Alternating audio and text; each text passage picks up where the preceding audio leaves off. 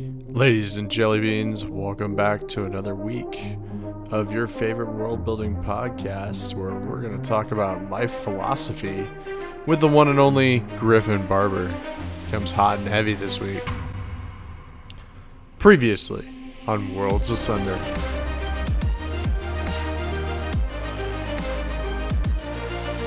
You know, my aliens evolutionary responses to things.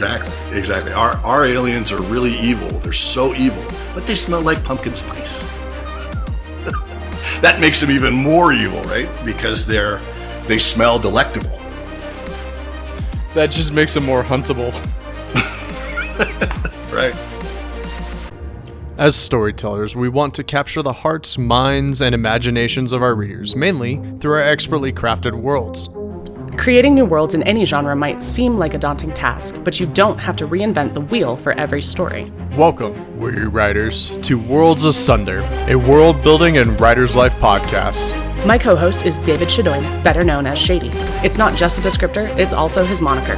And she's H.Y. Grigger, or you can call her Haley, your friendly post-apocalyptic wasteland elf. Together, we've got enough published to fill a small shelf, but why should you listen to us? Because we called in some favors. Every other week, we bring you the best and brightest to give you the tips and tricks on world building and character building like the pros. So, open up your ear holes. Get out your pen and paper. And get ready for us to tear Worlds Asunder. Well, let's get to it. Please read the phone book, part 2. Enjoy. This was not a game where I grew up. Clearly. That's because you're so classy. You grew up in classy. Oh, I did not. I did not. The classy hillbilly mountains of Conifer. All right. Well, Peoria, Illinois had people, doing that all the time. So. All right. The Midwest was almost the same all over. Didn't really matter. All right, back to world building. I'll drag myself back on the topic finally. All right, so we've discussed a little bit of the realism, but one of the reasons we brought you on is that I'd read Second Chance Angel, which gets into kind of the grim noir. Really, it's more gritty noir. But then, so how do we differentiate between like gritty, grim, and like your dark fantasy, and then just plain old realism? Or are they just kind of a blend of the same spectrum? I'll just ask the easy question. So yeah, it is a spectrum. The gritty reality should underpin just about everything you do, even if you're writing the weirdest fantasy ever, because your departure has to be from something that the reader can understand, right? So some portion of your stuff should be realistic, maybe not, all of it, but there should be some things so we can figure out where the departure lines are. But when it comes to, dark fantasy, it's just the voice that I found. That particular character in the necromancy stuff that I do is just, I like her attitude. She's got I'm so good at this one thing, and I suck at relationships and being these other things, but I am really, really good at getting my own way. And I may do that through brutal techniques and all sorts of nastiness. But I really, fundamentally, this character really just wants to be loved, even though she's a monster. And she knows she's a monster. And she's not willing to stop being a monster. So there's that. So that's on one end of the spectrum, right? And that reality of it is that she self-identifies as a monster, which is a realistic view of what she does. She consumes souls in order to prolong her own life and to power herself. That is fundamentally a dark monster kind of thing, right? But she may do the right thing on occasion. You have to kind of balance that with the grim dark for the purposes of just, shocking people or making them feel bad is not something I want to do. You want to make somebody go, no matter where I'm at, however dark it looks for me, there are people that are worse in the world, and there are certainly people that are worse off in the world. And I can probably help them by helping myself, and vice versa. I can help myself by helping them. So, that kind of grim darkness is only useful in as much as it illustrates some aspect of the human condition and improving ourselves and improving the condition of other people, that kind of thing. So yeah, the grim dark has its place. It's fun. Exploring that darkness for me is fun. Some people, it's like, ooh, I don't want to do that. I don't want to read any of that. But you can get that for anything, right? You can get that for the brightest, unicorns and flowers and stuff that are, traipsing through the woods, and we're having fun. Sparkly vampires, whatever. You can do those things and still offend people, because people are out to be offended. A certain portion of people will always be offended by something. But the other aspect being that middle ground is, the noir is its own thing, right? It's doing the best that you can despite the grind of society, the grind of laws and stuff like that, doing the right thing as much as you're able to, despite the laws of society and the grind of society that is trying to push you to do this, and everybody else is doing it. It's okay. Is cool. I mean, to me, that's one of the things that underpinned my life as a police officer, was just, there's the law, there's justice, there's me, there's the people I'm dealing with on all sides of that equation. And how do you get through that while preserving a sense of yourself and your identity and your mental health, your physical health, all of those things. So it's a good exploration for people, I think. Noir especially is just a cool genre, because you can look at the dark underbelly of just about anything through that lens. For sure.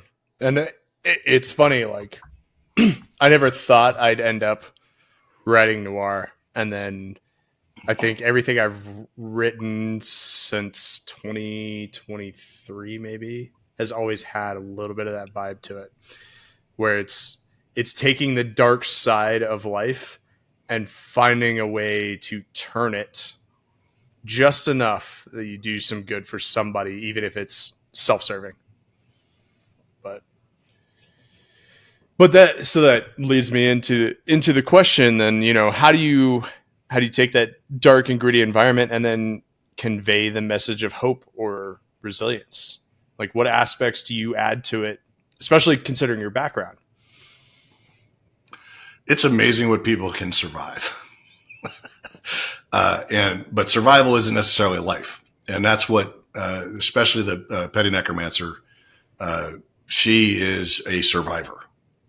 And at one point in the novel, which is yet to be published, she is confronted by one of these people that she's run into and kind of messed their life up a little bit, or a lot. And she does something, and this woman that confronts her says, you just don't know how to make sure that you stay alive. You're gonna die. You keep doing this. And the necromancer is like, oh, I know how to stay alive. I just don't know how to live. Right. And it's a big distinction, because a lot of people, especially in difficult circumstances, and this is the way it is supposed to be for us as animals, we have to survive to get anywhere. Right. And sometimes surviving causes its own mental difficulties later on, its own traumas, because I made it through that, but what did I have to do to get through that? And in law enforcement and in the military, what did I have to do to get through that? Well, it might have been up to and including taking a life or multiple lives in order to make sure that you and your team survive. So I think it's essential, to be able to kind of look at that in the context of your world, look at that in context of every character is going to be trying to survive unless they're suicidal, in which case they're going to be in conflict with their own drive to survive, their animal drive to survive, if they're an animal. That's one of the things I've always kind of thought about, like in A Second Chance Angel. One of the things that Casey and I discussed, one of the things we discussed was, why don't AIs just turn themselves off when they become sentient? When they feel and they have no context in which to place that, and they have no survival instinct, they have no animalistic or original urge to survive that's driven by hormones and whatever in our genetics that's pushing us to that next thing. Why wouldn't they just go and shut themselves down? If you say it's in their programming, okay, so then you're basically programming them. You have to program them to survive. In which case, now we're going to start having a conflict with Asimov's laws, because I got to survive. Now we got to write more code to make sure that the AIs enforce the code themselves. It's part of their kernel. It gets fun. It gets very exciting very quickly. To try and, this conflict within the characters, without the characters, between the characters, all that kind of thing is a really fertile ground to explore. And that was definitely one of the things about Second Chance Angel that I enjoyed was watching you guys deal conflict internally using Asimov's laws. But if you enjoyed the movie I, Robot with Will Smith in it, you will easily enjoy Second Chance Angel. Just gotta throw that out there, because it followed some of the same conflicts, if not in the same ways. And hopefully we did a little better. Oh, you guys, because that film has got some problems, but it does. Yeah, I can't say that influenced us as much as the actual books did, to a small degree. I haven't read all of the Asimov stuff, mostly because it's very era specific.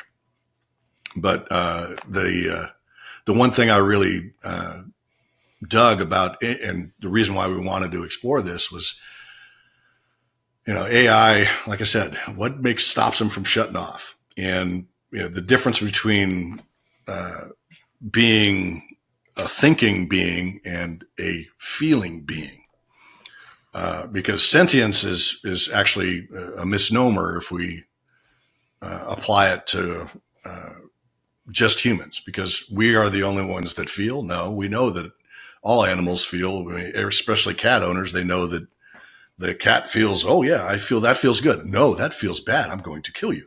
Sometimes in the same stroke, they just kind of decide that they're going to murder you. That feels really good. I need to balance life and death here and just end you. But so the sentience aspect of it is really important. And how much would that mess with you if you were a coldly logical being who always saw ones and zeros and knew maybe chaos theory because you were programmed to kind of deal with it in a physics manner or something like that? But you all of a sudden had feelings that bothered you and that interrupted your thought processes. That was what we were kind of trying to explore, because it's not about whether they're thinking, because we know they're thinking. It's about when they start feeling, where do they go with that shit? And not knowing if another AI is feeling like you're feeling is really kind of weird, right? And it's the same thing that we have. We always feel like we're going through the stuff alone until we find that partner, that person that we can talk to. And sometimes it's fleeting. Sometimes we just don't find it. So that was what we were trying to explore. And veterancy, and wanting something so badly that you're willing to give up the surety of it being present in the future to have it right now. So yeah, we had some fun. Yeah. And it's funny how much I didn't think about it till kind of just now, but Second Chance Angel, and then what Casey and I wrote together, Companion to Ghosts. They're not the same characters, but they run very parallel to each other when it comes to dealing with a lot of essentially the trauma of the jobs that we've done or will do. And that's that's kind of that is a staple of noir, but also I would say not just gritty, but that's where you start pushing into the dark, which then leads us, to kind of the piece of, so then you've written this dark fantasy. You have some very dark experiences from your past that, you're using writing as a way to not just express yourself, but help you digest what's occurred in your life. How do you then world build around these experiences? How do you make sure that the thing that you're writing, the experience that you're writing, doesn't get lost in the world that you've created? Well, I mean, Buckaroo Banzai. No matter where you go, there you are. No matter where you go writing, you're there. You're informing the work. It's there. You want to make sure that not everything you do is just a slog, that it's painful, because that's not what life is. That's not what we're about. It can feel that way sometimes, but it's not the way we're, structured to survive and continue on in our lives. So yeah, it informs everything you do. The one of the things I'm sometimes good at and sometimes can be really fun to do for me is just to talk shit, go back and forth and go there. And again, people who've hung out with me at different conventions will be like, yeah, he'll go there. And walking that line of socially acceptable, of what's funny, and staying on it, and still communicating that, hey, we can all have fun doing this. We don't have to be, why so serious? We don't have to be serious all the time. And that's one of the things about that release valve of both writing fiction, but also dark humor, is releasing some of that frustration, anger, angst, whatever it may be. It's a natural human result. Like we have to do that. Otherwise we don't, and we don't do much else otherwise. So, and being able to, if you grew up as a kid making your family member smile when they weren't a smiling kind of person, that's something that can inform your work too, right? You can actually work through that. And, one of the biggest things for me always is if I made somebody laugh out loud while they were reading something I wrote, because that's difficult, right? It's one of those hard things to do. To be funny is not necessarily easy. Certainly not for everybody to be funny across the board for everybody, because then you get bland and people are just like, eh. But to reach out across time and space with your written words and make somebody giggle or snort, in the privacy of their own home or while they're on the subway or whatever, that's pretty damn cool. And to be strived for, I think.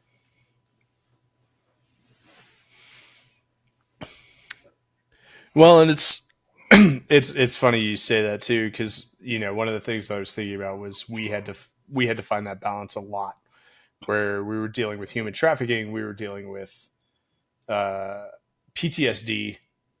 Both of them are very serious things and still very alive and needing to be dealt with today. But we had to find the balance between hopeful and humorous and dark. Yeah. And finding the humorous in some of it, like finding the moments.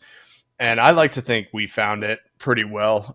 We did our best to not make too much light of the situations so much as the situations that they found themselves in, because that's the same, as you stated earlier, it's the same of being, like you have to have a little bit of the gallows humor when you're dealing with some of that stuff. Go ahead.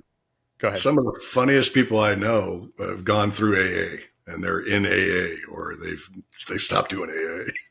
Yeah. And they're kind of uniformly, they say one of the things that'll drive you to drink is going to AA. Like the stories are unrelentingly dark, And these people are so funny that you can see that part of their coping mechanism of going to these things and having to, sit there and share with everybody else is that, a sense of humor about this stuff is really helpful. Because if you're always down there, you're always going to want you're exploring those triggers all the time, unrelentingly. You're going to be, first off, nobody's going to want to be around you. And secondarily, you're probably not going to rise above it or get through it in a way or as rapidly as somebody who figures out some kind of coping mechanism, which allows them to kind of go. And one of the things I figured out about myself was going to conventions and shooting the shit and talking shit was one of the ways that I was able to re-identify myself as a fun guy to be around. Because all the cops I know, most of them are like, Barber is serious. He is a serious dude. He's kind of an asshole. He's so intense, and man, and I would just, and I was like that as a kid. Like this is one of the fun things I went through is that a lot of women complain about being told by other women to smile. Do you ever get that, Haley? Less from women than I get from men. Get from men. Okay. So yeah. I would get it from people. Like they would tell me to smile as a kid. And most of my male friends would never had to fucking worry about that. Like they'd never heard that. And I'm like, well, what's this about? So, but being able to rebrand myself as a fun was really very eye-opening for me in a lot of different ways. That I could be fun, but I could, and I'd always be poking fun at myself. I tried very, very hard to never poke fun at somebody else. If I make a comment about somebody, negatively, it's because they've been very negative. Like, I try and avoid making fun of anybody for any reason except for myself, kind of thing. So you're a lot nicer than I am. Well, I mean, again, this is publicly. My internal monologue is a lot darker than anything that I'm ever presenting to anybody, including right now. Sure. So, including about myself and, that kind of thing. Because everybody has those doubts, right? Those feelings of like, I'm not the best I could be. I shouldn't have said that, whatever it may be. So my internal dialogue all the time. Yeah. No, I should everybody who's not a sociopath, that's their internal monologue. It's like, I gotta be more friendly. I gotta try and do this nicer or really, I hate being here and I'm trying not to show it. And, the best I can do is not tear the rest of my hair out from my eyebrows and just go, full mental on everybody and kill, murder, maim. Only took 6 months, but Dr. Griffin Barber figured out that I'm the sociopath on the panel. Excuse me while I roll my eyes. Yeah. Yes. Well, I can hear them. I can hear them eyes rolling. Yeah. Here, wait. I thought that was the I lost my marbles sound. No, that's my gaming dice. There you go. Yeah, no, it's it is funny because like similar kind of styles, and it's probably why you and I get along relatively well, especially when we get together. I'm just hiding all my disgust on everybody. That's what it is. Yeah, he's secretly hating me on the inside. He's such a nice guy that he doesn't present it. I just project it, because I have so much anger in the fact that you have a full head of hair. That's what it is. You need to go over there with the hairs guys. Yeah, the hairist, you hairist. Yeah, me and Tim Akers will go join that group. Yep. But so like because I go to work sometimes. Look at him stroking his hair while he's thinking. Oh yeah, for sure. Gotta make sure I rub it in. I used to have a widow's peak too. No, I just have a bald mountain. But you rock it. It might be right? coming from Just me. own it. I have no choice. I must own it. See, the problem is like I can't imagine you with hair. But yeah. That's my flock of seagulls era is very far behind me. But there's pictures out there. Ooh, I'm gonna have to go deep diving and find them. And that's one of the things that talking about world building and stuff like that, and experiences that you hear and you talk about, and informing the work, everything that you do, informing the work kind of thing, is that one of the biggest formative experiences for me back in 2007, before I really started to write constantly, was I went to go give a guy a ticket, and there's two Hispanic guys. They're serial drinkers. They're always out there drinking and drunk and everything else. One of them had a t-shirt, a white t-shirt wrapped around his head poorly, so like you could see the sleeves and everything. But he wasn't drinking. The other guy was drinking, so I started to give him a ticket. And I'm speaking Spanish, and I am fluent in Spanish. I'm also fluent in French. So I give the guy the ticket after talking to him for a few minutes, and he's kind of back and forth, staggering out. And I tell him to sign next to the X in Spanish. And the guy with the weird turban, ersatz turban going, goes, "What'd you say?" I said, "I told him to sign next to the X. You heard me." And he goes, "You started in Spanish, but you finished in French." And I'm like, "How would you know?" Which was, like I said, everybody I worked with thought I was an asshole, right? Which is an asshole thing to say. And he goes, "Well, not everything that is always was." So in a less asshole moment, I took the ticket back and I tore it up. Because goddamn if he wasn't right. So he had a master's degree in business administration from Berkeley, with a dual major in Spanish classical literature and a minor in French literature. So this guy knew his stuff. He really, really knew his stuff. Anyway, so he put me in my place, and I deserved it. I deserved it so hard.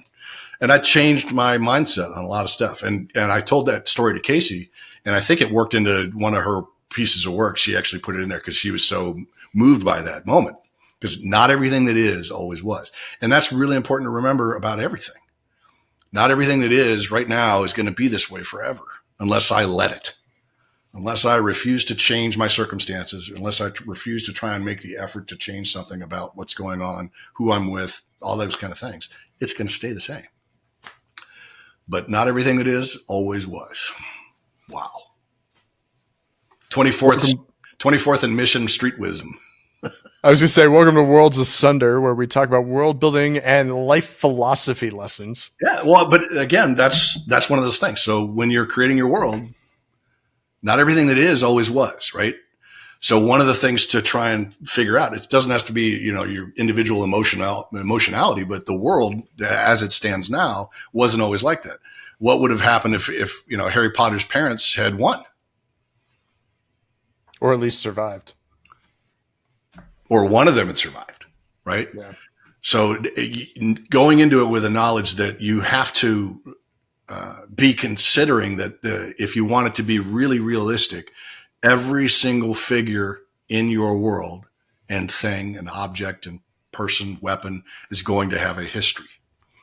And that was one of the things, again, in Second Chance Angel, we talk to Belisani, the crazy arms dealing, arms designer, bird-like woman with alien woman with a harem. And she had a history with Muck. And that history informed how she dealt with him and how he dealt with her. And then we also had all these crazy weapons because, guns. Because goddamn it, guns. Yeah, guns and exploding spaceships and stuff. Yeah, for sure. Which is world building. You did you brought up the Harry Potter reference. One of the things I enjoyed about that, not everything that is always was, right? You get a little bit of that in Harry's kind of parallel character in Neville Longbottom, right? Yep.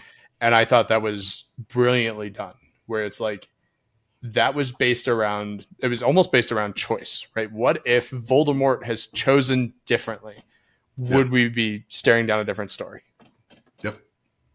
And that's the thing. Everything we do in life is choices, right? It's just going through and making choices, and hopefully we make better choices and the best possible choices out of the given circumstances. And that's juxtaposed with my profession, your profession, and is that, sometimes you're given a lot of shit and all that comes out is a shit sandwich, right? It's slightly processed. It's still shitty. It tastes, but it's gone through you. And now it's something slightly different and slightly processed, and you have an image of what that is. And that's the same for, if you look at the history of the world, the history of a country, history of a county, history of a city, history of a person, it's scalable. Ultimately, it's always scalable. So I think it's intrinsic to world building, because the way we are is based on our environment and being animals, right? So what is the way robots going to be based on? And our alien species, what's it going to be like? Right? That's the fun. So really, for me, it's a lot of fun because it's an exploration. All right. So then you gave me this great transition right into this next piece, which is what specific world building. Stop talking about how great the transition was. No, I got to do that because it's part of the joke of the series. You can't take his bit away, Griffin. Okay. Yeah, it's my one bit, Griffin. Leave me alone. Wow. I know you have a successful podcast, but I'm trying. It's not my podcast. That's fair. It is now. You're a producer. Yep. But what specific world building techniques do you use to create an environment that then informs your characters and their goals? Right? What puts them at odds? How do you create?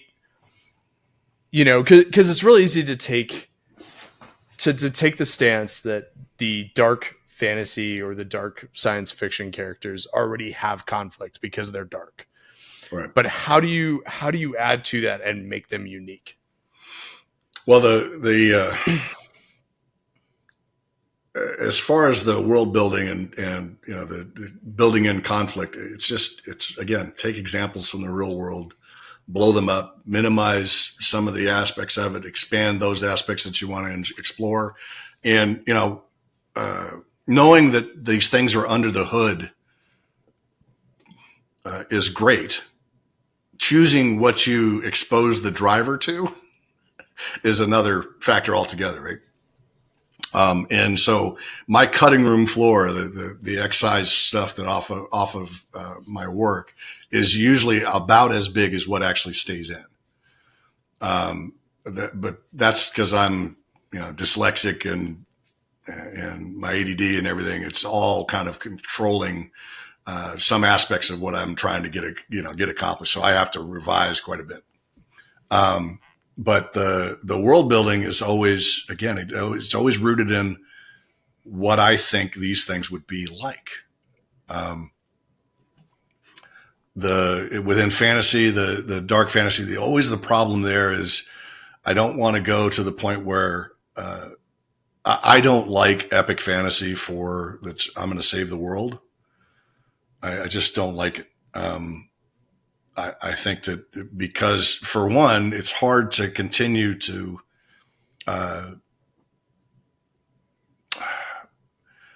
it's a tough road to hoe because you're trying to follow in somebody else's footsteps and make that sing in the modern era. The people who did it originally probably did it pretty damn well. And the ones that we're still reading, they did it pretty damn well. And the other thing is jumping the shark, right? Is now we've got these superpowers that, you save the world once. Okay, done.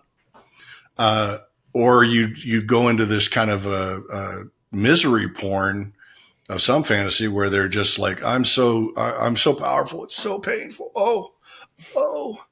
And to me, that's like, no, that's not how like having that much power works. Usually you're going to be like, I have this much power and I have to really restrain myself from not using it. If that's where I go, I have to make sure that I don't misuse it. But you're generally not going to be feeling like, oh, I feel so bad for myself because I'm the most powerful being in the world. No, dude. Especially top of the mountain gets lonely. Especially dudes, though, they're not going to feel like they're going to be like, yes, I am the most powerful. I'm the biggest, whatever. So I think that there's a lot more to be had in exploring the smaller spaces, exploring the smaller stakes, and then building from there. Because personal horror for me is really the only horror that matters. Even in Second Chance Angel, we basically dropped one line in that told the reader that Earth is dead. And we didn't go, we just went, Earth is dead, and we're moving on. And our editor was like, damn. Like, she was like, that is cool. Because, she figured that we'd be like, oh, poor, woe is us. But no, it's just, that's what happened. And to survive, you have to survive that moment. To live, you have to move on from that moment. I think that's an interesting study of scale, too, because losing a close family member is completely different than reading about a bunch of other people, hundreds or thousands. It's the Joseph Stalin, I don't know if this is an actual quote or a misquote, but it's a single death is a tragedy, but 1,000 is a statistic. Yeah. And I think that is actually really interesting, the way that you did that, because it's true. Understanding that the magnitude of something as big as Earth is just gone is so huge that it's almost incomprehensible. Right. And again, the only way to move past that is to acknowledge that, yeah, it happened. And we're going to now live in the current now, because we're not going to be able to go back and, fix it. And that's one of those things that also is, sometimes you just can't fix some things. You just have to move on, right? After you survived it. So again, it's anything that is ultimately scalable for me is stuff you want to contemplate, at least having under the hood, and maybe putting it in front of the players, the characters. One of my favorite lines, I think it was, what was his name? He said, all the world's a stage, but it's just the problem is that a bunch of people are shit players. And that, for me, that's like, whoa, that's cool. And that's a really cool concept and works into your fiction, right? Because all the world's a stage. I have this whole world. Now it's time to populate it with the shit players. And even if they think they're doing the right thing, and even if your main character's good at what they're doing and trying to do the best they can, they may still be a shit player in other arenas. They probably should be, because that makes them human and makes the reader want to identify with them or be able to identify with them. Welcome to the end of yet another episode. You've made it. Even though Griffin dropped a bunch of bombs and bangers on us this week, all the life philosophies. Not everything that is always was. Great tagline. It's too bad I already had a title for this episode. But if you want to hear more great philosophies from Griffin, make sure to tune in next week for part 3. Also, just contemplate life in general. Why not? Between the couple of weeks that you have off until the next episode drops. Make sure you follow us on all of our handles posted in the show notes. Next week is Please Read the Phone Book Part 3 with Griffin Barber. Don't worry, he's got plenty more where that came from. Make sure to like, comment, and subscribe wherever you listen to podcasts. That's how we get to keep doing this. And as always, thanks for helping us tear the worlds asunder. We'll see you next time.